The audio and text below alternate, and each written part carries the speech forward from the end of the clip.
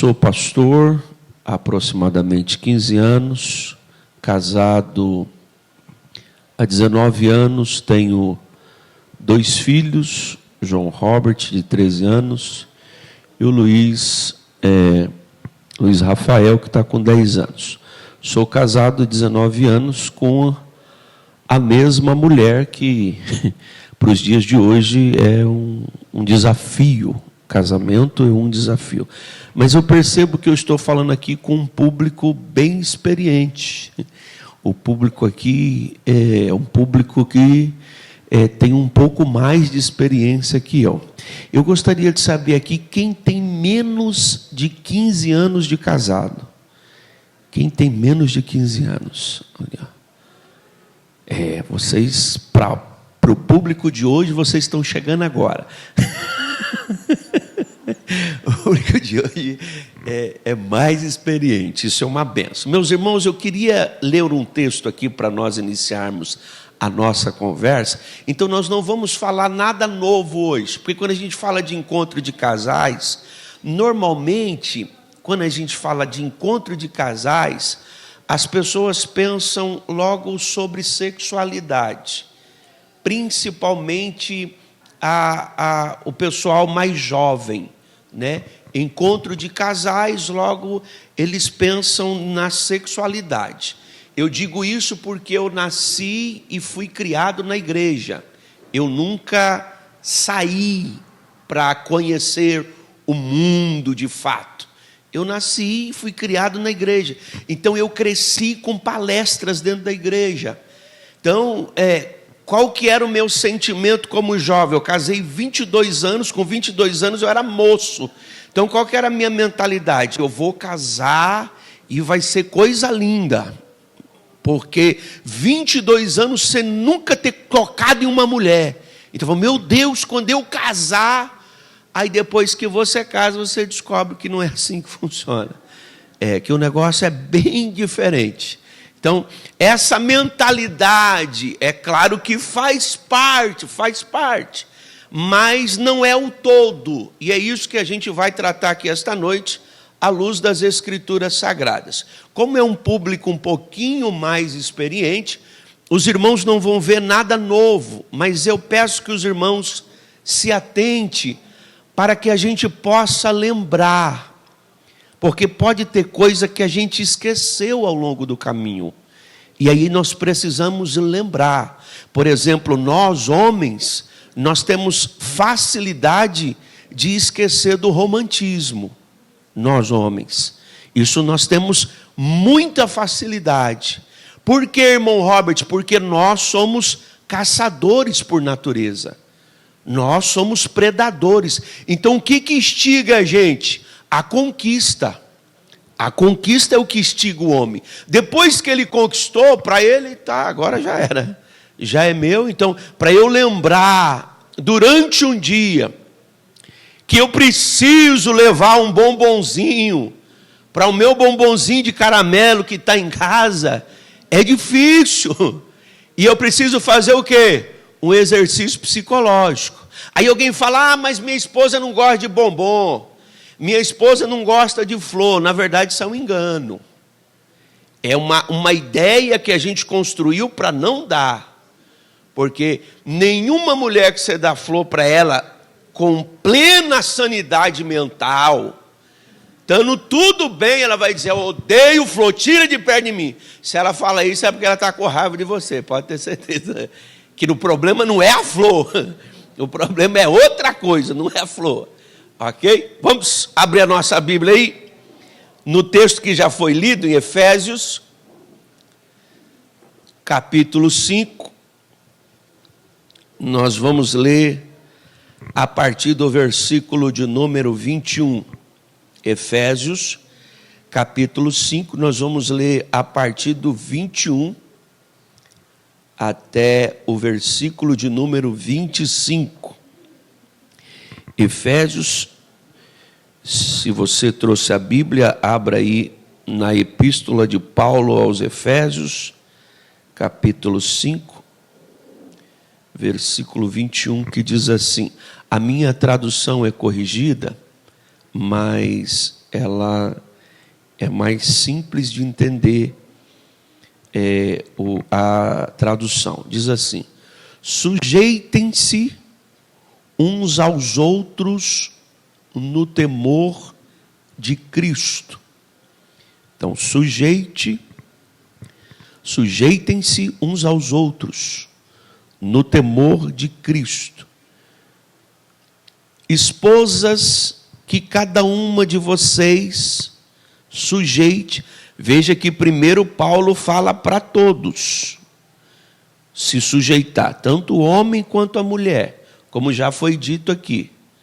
Paulo diz para todos: sujeitem-se no amor de Cristo. Qual que é a base? O amor de Cristo.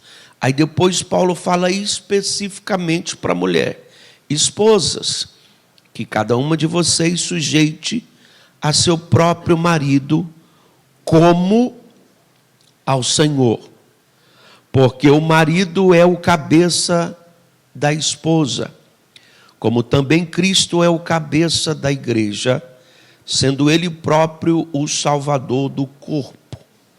Como, porém, a igreja está sujeita a Cristo, assim também a esposa se sujeite em tudo ao seu próprio marido. Aí vem a parte que, para mim, é claro, na posição de homem, é a mais difícil. Maridos, que cada um de vocês ame a sua esposa, como também Cristo amou a igreja e se entregou por ela. Amém? Então vamos falar um pouquinho sobre esse texto, mas antes eu quero conversar com os irmãos sobre os desafios de se manter um casamento no período pós-moderno. Esse período que nós estamos vivendo é o período da pós-modernidade. Então, é extremamente difícil manter um casamento duradouro. Quando eu vejo aqui um testemunho de pessoas com 35, 40 anos, 50 anos de casado, isso é a glória de Deus purinha. No tempo em que nós estamos vivendo, só Deus para sustentar o casamento. Ah, irmão, mas é que já passou. Não, senhor. O inimigo não tenta só os novos, não.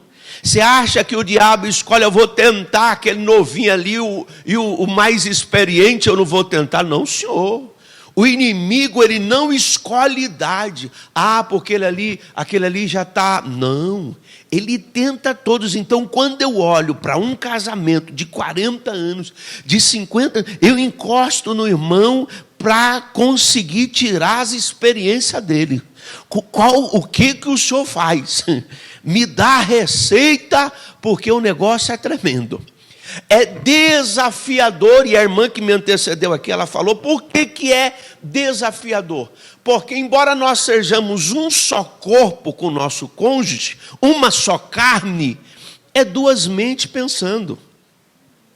É duas mentes completamente diferentes. É duas mentes que têm objetivos, projetos, gosto, diferente um do outro. E aí eu fui pensar quais são os desafios dos casamentos. E aí você fala, irmão Robert, eu estou, graças a Deus, com 40 anos de casado, com 50 anos eu estou tranquilo. Eu não sei nem o que eu estou fazendo aqui, eu vou te dizer agora. A nossa missão, de quem já tem um casamento estruturado, é ser referência para quem está chegando. Porque, infelizmente, tem gente dentro da igreja que não quer mais construir família, que não quer casar. E aí, onde está o problema? É porque olha, às vezes, para alguns casais na igreja e fala, casar para ser infeliz, que nem esse irmão aí, casar para viver brigando, que nem esse casal aí, eu não quero não. E aí a gente acaba passando uma mensagem ruim, contrária à Bíblia. Por que, irmão Robert? Porque o casamento instituição criada por Deus. Então a responsabilidade nossa, que estamos aqui hoje, é passar para a juventude que está chegando, que quem criou o casamento foi Deus. E Paulo aconselha isso, que as irmãs mais experientes têm que fazer o quê? Aconselhar as mais novas. Aí a mais nova chega às vezes na irmã experiente e fala: irmã, estou pensando aí, orando a Deus para ver se Deus prepara um varão para me casar. Aí a irmã mais experiente fala: faça isso não. Pelo amor de Deus, não acaba com a sua vida não. Aí a jovem vai querer casar, irmão? Vai não, vai falar: os irmãos da minha igreja, o casamento deles estão tudo de perna para cima. Casar para ser infeliz, não.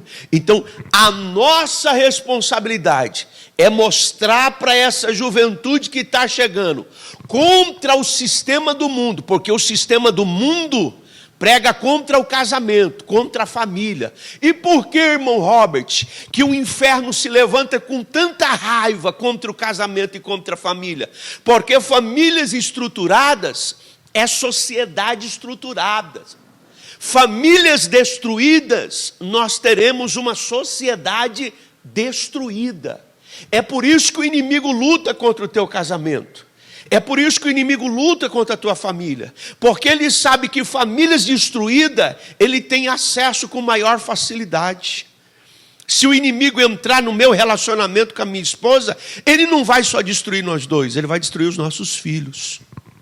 Ele vai atrapalhar o futuro dos nossos filhos. E é isso que a gente precisa pensar.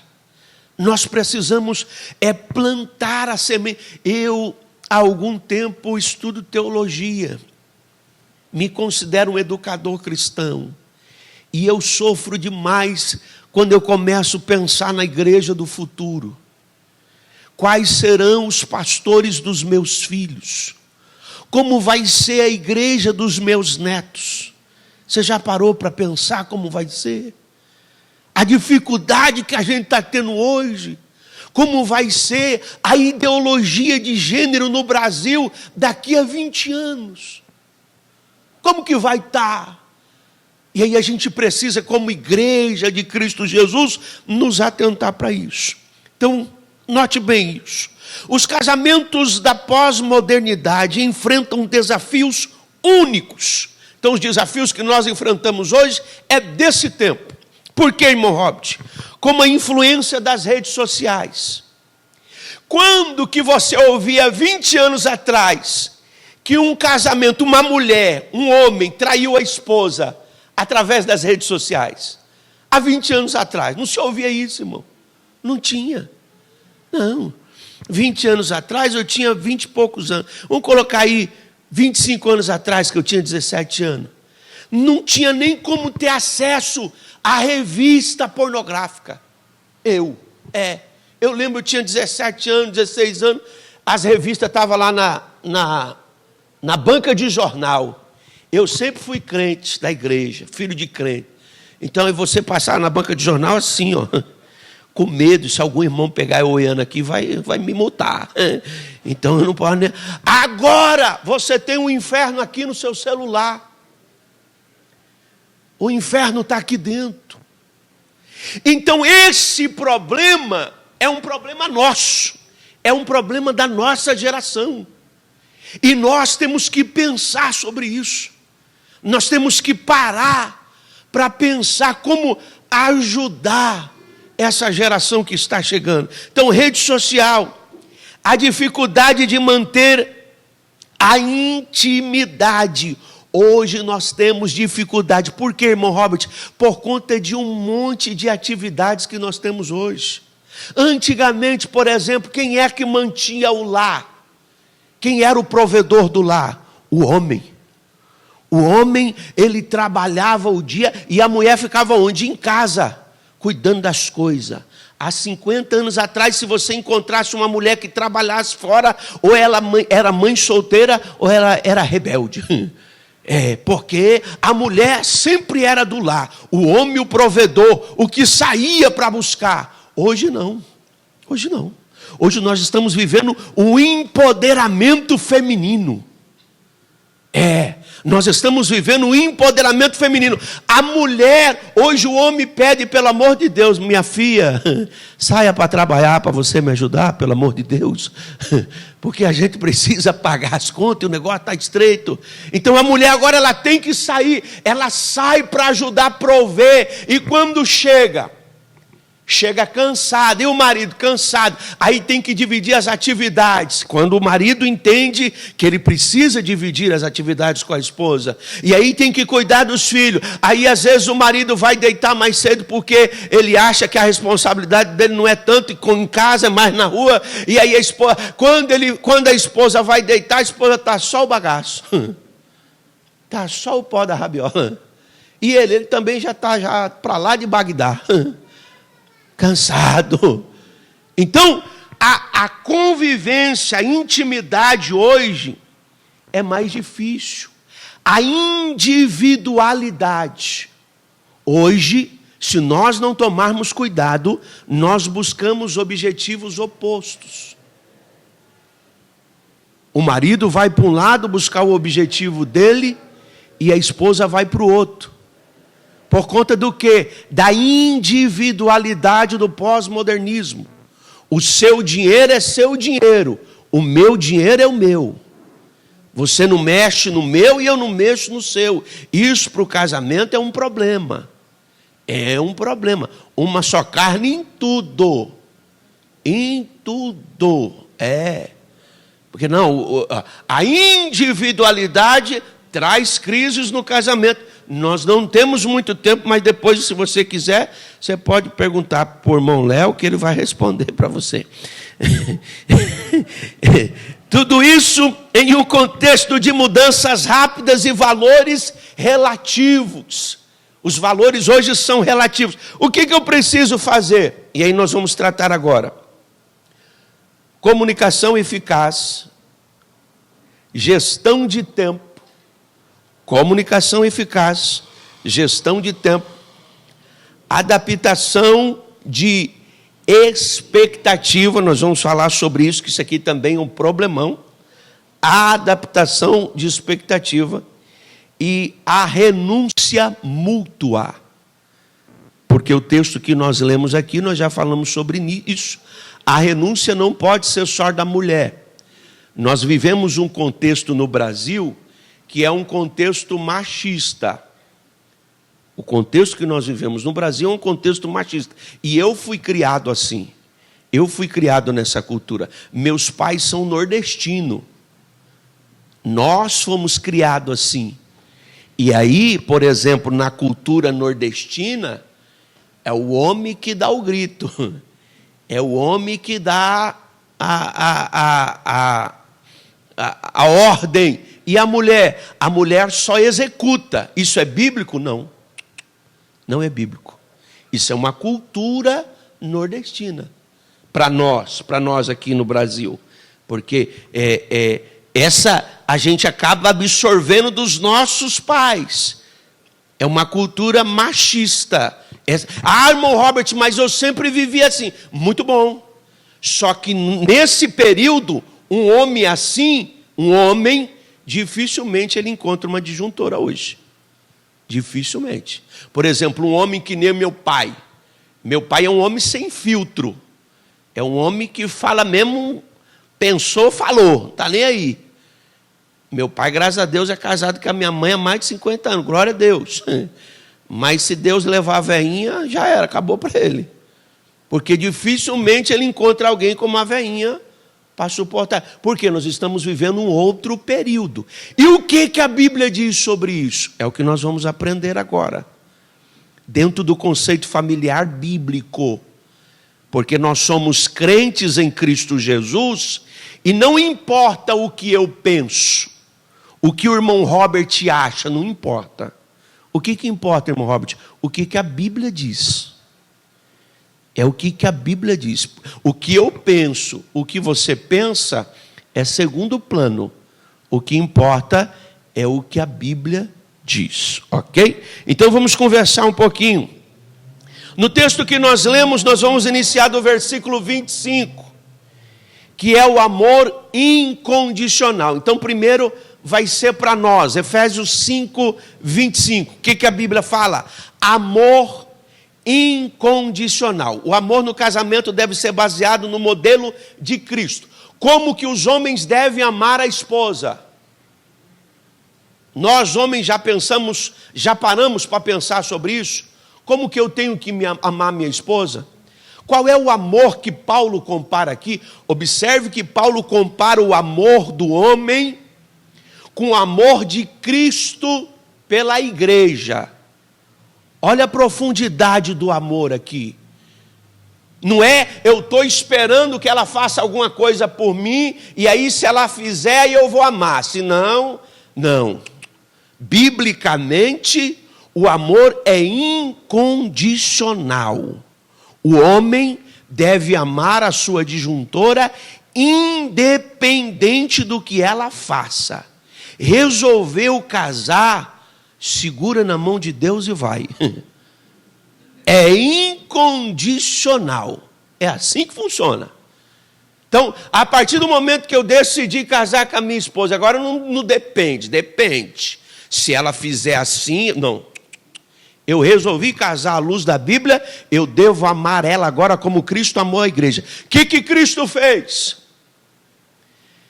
Cristo morreu pela igreja? Morreu, mas não foi só isso. Ele viveu pela igreja. Ele deu a vida dele. Não só morreu, porque, se precisar, eu me coloco na frente de uma batalha pela minha esposa. Não é só isso. É você viver por ela. É você viver em prol dela. Esse é o desafio dos homens. É fácil, sim ou não? Não, irmão, o negócio é doído. É brabo. É por isso que o casamento precisa estar aos pés da cruz. É por isso que quando alguém chega para conversar, irmão Robert, o negócio está ruim, a gente não fala a mesma língua, o negócio estreitou. Eu sei que isso acontece com todos os casamentos, eu sei que você pode ter 60 anos de casado, vai chegar a hora que não fala a mesma língua. Vai chegar a hora que o negócio trava, porque são duas pessoas diferentes, temperamento diferente. E aí, para a gente igualar, irmão Robert, aí é todo mundo ir para os pés da cruz. Chegou a atenção, o negócio está estreito. Chama a nega véia, pega na mão dela e fala, vamos ali. Vamos dobrar o joelho no pé da cama aqui, nós dois. Que a crise está feia. Você está falando uma coisa e eu estou entendendo outra. Já aconteceu com vocês isso? Isso acontece demais, irmão, por causa da diferença do temperamento. Eu não sei se vocês estudaram um pouquinho o negócio de temperamento. Tem gente que não acredita da psicologia. Eu acredito demais, irmão. Sanguíneo, colérico, fleumático e o melancólico. Eu sou colérico. A minha esposa é fleumática. Ela é zen. Ela nunca inceideia. Ela está sempre em paz. Pai, o mundo pegando fogo e ela ali, suave na nave. E o colérico já está derrubando tudo, irmão. E aí tem hora que ela fala alguma coisa que eu não entendo. Falo, não é possível que ela esteja com essa visão. Não é possível, mas é. Porque a forma dela enxergar a vida é diferente. Às vezes eu tenho uma visão, eu estou vendo o negócio, vai. E ela, não, dá tempo, tranquilo, não, segura, você está muito agitado. Não é possível. Mas por que isso acontece? Visão diferente. É só a visão diferente. E o que eu preciso, irmão Robert? Me colocar no lugar da pessoa. Tentar. Presta atenção, porque você pode estar rindo de você.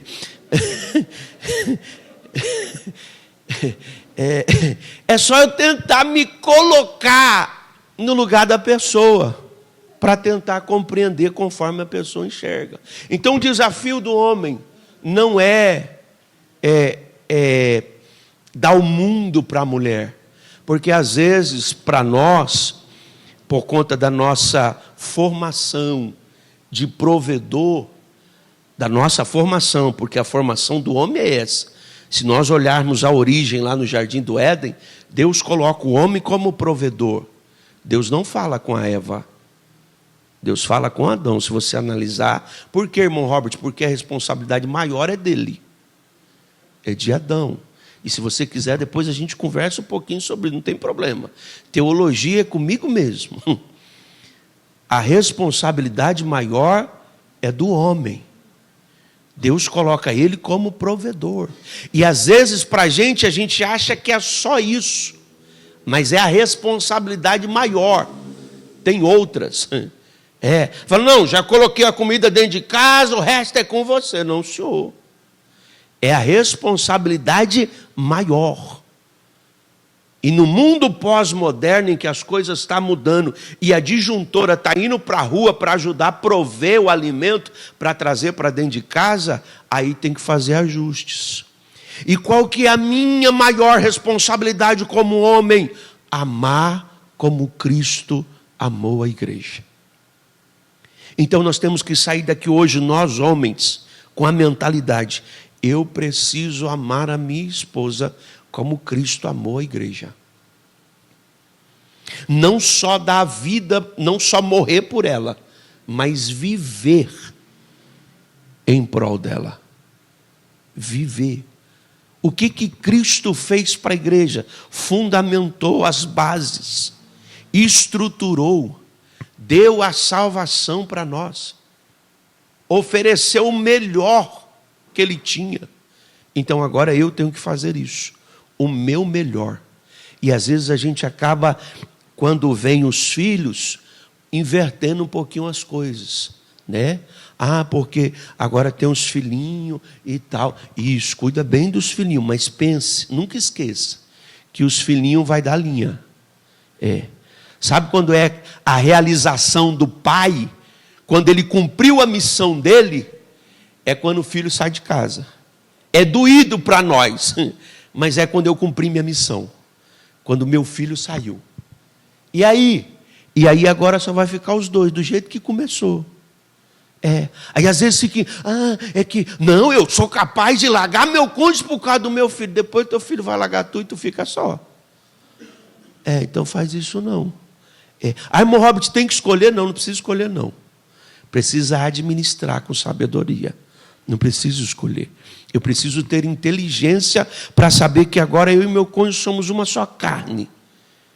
E os meus filhos, eu estou preparando eles para o mundo. Eles vão embora. Quem vai ficar? O cônjuge. É o cônjuge que vai ficar. Então a gente precisa se preparar para isso. Amém? Depois nós vamos abrir para perguntas. E o irmão vai responder todas. Tá bom? Vamos lá. Comunicação eficaz. Então o primeiro ponto lá é: ame incondicionalmente. Irmão Robert, para ter um casamento top, de quem que é a maior responsabilidade? Não existe. É um casal, uma só carne. Porém, Deus deu a responsabilidade do maior pilar do casamento. É o amor. E essa responsabilidade está sobre quem? Sobre o homem. Então não tem para onde fugir, irmão. Não tem para onde fugir. O maior pilar do casamento é o amor. E essa responsabilidade é do homem. É do homem. A gente pode tentar arranjar outras coisas, arrumar um culpado, arrumar problema, mas a responsabilidade, biblicamente, a maior base é o amor, e essa responsabilidade é de nós homens. É por isso que Deus fez o homem diferente da mulher. Deus fez diferente biologicamente. É por isso. Então, nasceu homem, se prepara que desde o comecinho vai ser difícil. Eu tenho treinado meus filhos lá. Graças a Deus, Deus me deu 2 hominhos. E às vezes eu pego pesado com eles mesmo. Por quê? Porque essa geração está meia coisada. Veio com defeito. E aí a gente precisa arrochar com eles. Porque, não, agora tudo não pode que vai ficar. Não, irmão. Passou no médio, não tem problema nenhum, está tudo legalzinho. Então vamos para as cabeças. Tempos difíceis formam homens fortes. Ah, porque meu filho não pode passar por isso, não vai fazer isso, que eu vou fazer tudo por ele. Vai formar um homenzinho fraco. É isso que a gente quer? Não. Nós queremos uma geração forte. Por isso que a gente precisa dar exemplo. Esse é o nosso desafio. Nasceu homem, agora a parte mais difícil é com você. A parte mais difícil é com você. E quem vos fala é um homem que sofre. Você fala, irmão Robert, é fácil para você ser homem? Não. Não, mas eu oro a Deus, me dá graça, Pai. Tu me fizeste homem, me ajuda a tomar pancada e sorrir. Me ajuda a sofrer dando glória. É assim que a vida funciona e a gente vai caminhando. Então, amar incondicionalmente. Segundo, comunicação eficaz. É outro desafio. Amor incondicional, agora comunicação eficaz. O que é comunicar? Para algumas pessoas, se comunicar é só falar. Se fosse só falar, as irmãs estavam de parabéns, sim ou não?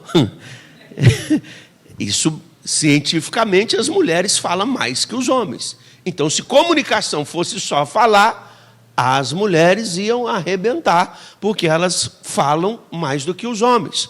Porém, não é só falar. Preste atenção. A comunicação eficaz é a espinha dorsal de qualquer casamento saudável. Então, a comunicação é o centro de um casamento saudável. Quando Moisés faz questão de dizer lá em Gênesis, se eu não me engano, no final do capítulo 2, do capítulo 3, que diz que ambos estavam nus e não sentiam vergonha. Moisés estava falando da comunicação. Não existia nada que separava Adão de Eva. Não existia nada que interferia. Não existia nada que eles escondiam um do outro. E para um casamento saudável, irmão Robert, eu tenho 40 anos, 50 anos, e eu escondo algumas coisinhas. A probabilidade de seu casamento não ser saudável, de seu cônjuge não ser feliz ao seu lado, porque tem esse probleminha. A minha preocupação, eu vou revelar aqui para os irmãos, que eu converso sempre com a minha esposa, é que se um dia Deus chamar ela, eu falo para ela, vai orando, que se um dia Deus chamar você, eu vou levar você, que nem o irmão falou aqui, vou segurar até lá. Depois de lá, vai com Deus. E ela, a mesma coisa. Fala, se eu morrer, você tem total liberdade. Porém, o meu trabalho hoje é o quê? É fazer um trabalho excelente, para que se ela casar de novo, eu fique sempre na mente dela. Ele fazia melhor. Ele era melhor. Essa é minha missão. Eu preciso trabalhar nisso. Então, nós precisamos ter essa liberdade de expressar o que nós pensamos e o que nós sentimos. Porque às vezes a pessoa está do nosso lado, mas ela está infeliz. Porque nós oprimimos ela. Porque a pessoa não pode ser quem ela é. Porque a gente fica toda hora poldando, toda hora... E aí, irmão, é chato você viver do lado de uma pessoa assim. A pessoa só reclama. Às vezes eu acompanho alguns casais pela misericórdia. E aí, como a nossa irmã testificou aqui, a gente só consegue ver o defeito. Ô, irmão, por que tu casou então? Se a pessoa só tem defeito, você só consegue enxergar coisa ruim.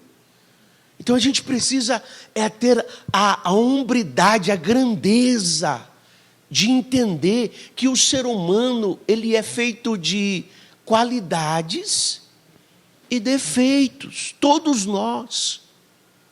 Aí às vezes a pessoa fala, não, é porque fulano é ruim, fulano está casado há quanto tempo? 20 anos. Eu falei, eita meu Deus, se o fulano é ruim e tu está 20 anos com ele, imagina que ele fosse bom então. Porque 20 anos que tu está nessa prova aí, não, porque fulano não é ruim assim. É que você só está contando o lado que está te machucando. Mas tem o outro lado bom. Então a gente precisa trabalhar a comunicação. O que é a comunicação? Vamos lá. Comunicação saudável. A Bíblia oferece princípios princípios atemporais. A Bíblia oferece princípios atemporais. O que é isso, irmão Robert? Que está além do tempo, então pode ser usado em qualquer tempo, que podem transformar a maneira como o cônjuge interage. Longe de ser apenas o falar, a comunicação bíblica no casamento envolve ouvir, entender, edificar e refletir o amor de Cristo. Então, longe de só falar, a comunicação também envolve o que eu ouvi. E a dificuldade que a gente tem para ouvir, principalmente no mundo pós-moderno. Porque, irmão Robert, a tecnologia tem acelerado todos nós. Nós temos ficado acelerados. E aí a gente tem dificuldade de parar para ouvir o outro. O outro começa a falar, a gente já deduz o que ele vai dizer, principalmente o colérico. O colérico, ele ouve a metade da frase, ele já termina, porque ele já sabe. Aí a pessoa fala, não era isso não, peraí, segura no glória. Porque ele quer acelerar o processo. Então, a comunicação não é só o falar, é ouvir também. E para ouvir precisa ter paciência, irmão. Deus desenvolve em nós a paciência. Então, o que para mim parece que já está atrasado, para outra pessoa que é fleumática, não, está dentro do prazo, aí fica tranquilo. Irmão, você quer ver uma coisa atribulada? Um homem fleumático. Por quê, irmão? Porque o homem, ele tem que, por Deus, ele tem que... E aí nós vamos ver aqui que é o cabeça, que nós lemos aqui. Quando a Bíblia fala de cabeça, não é o que fala mais alto, não é o que grita, é o que chama a responsabilidade, é o que passa segurança. É aquele que o negócio está estreitando, não deixa que eu tenha uma saída. Eu vou dar uma... Nem tem. Mas para mostrar para a família que ele é o cara, eu não pode deixar que nós vamos resolver isso aí. Nós vamos resolver. Esse é o homem que Deus está falando, que Jesus fala aqui na Bíblia. É esse o homem. E o problema daquele homem que às vezes ele tem um temperamento fleumático, ele demora para agir, ele precisa orar. Ele precisa orar e pedir, Jesus, me acelera. E o colérico, é tudo bem? Não, colérico não, porque o colérico é muito acelerado. Às vezes ele toma decisão antes da hora. E o que ele precisa fazer? Jesus, me segura. O colérico, ele vai tomar decisão precipitada. Ele vai fazer muitas vezes o que não é para ele fazer. Ele vai entrar onde não é para ele entrar. Ele vai fazer negócio que não é para ele fazer. Quando ele chegar em casa, a esposa vai dizer, não era para você ter feito isso. Volta, desfaz tudo.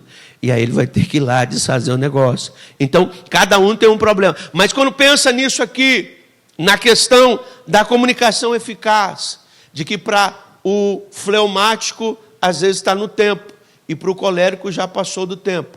É onde entram as brigas.